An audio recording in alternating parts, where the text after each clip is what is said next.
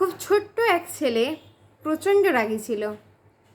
একদিন তার বাবা তাকে একটি পেরেক ভর্তি ব্যাগ দিয়ে বলল যে তুমি যতবার রেগে যাবে ততবার তুমি একটি করে পেরেক নিয়ে আমাদের বাগানের বেড়াতে লাগিয়ে আসবে। প্রথম দিনেই ছেলেটিকে বাগানে গিয়ে 37টি পেরেক মারতে হলো।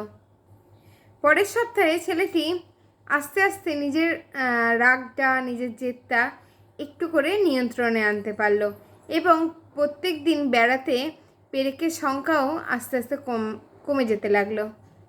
সে বুঝতে পারলো যে হাতুড়ি দিয়ে বেড়াতে পেরেক মারার চেয়ে নিজের রাগকে নিয়ন্ত্রণে আনা কিন্তু অনেক বেশি সহজ। শেষ পর্যন্ত সেই দিনটি এলো যেদিন তাকে একটিও পেরেক মারতে হলো না।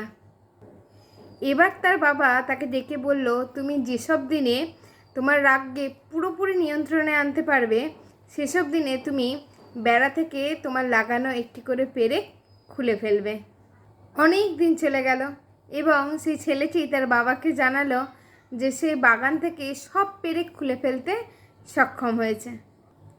এবার তার বাবা তাকে বাগানে নিয়ে গেল এবং বাগানে নিয়ে গিয়ে বলল, দেখো তুমি কিন্তু তোমার রাগকে নিয়ন্ত্রণ করতে সক্ষম হয়েছ, কিন্তু এই বেড়াটির দিকে তাকিয়ে দেখো, তুমি বেড়া থেকে সব পেরেক খুলে নিয়েছো, কিন্তু তোমার রাগের ফলে বেড়াতে যে পেরেকের দাগগুলো গর্ত হয়ে গেছে সেই দাগগুলো কিন্তু তুমি চাইলেও আর বোঝাতে পারবে না।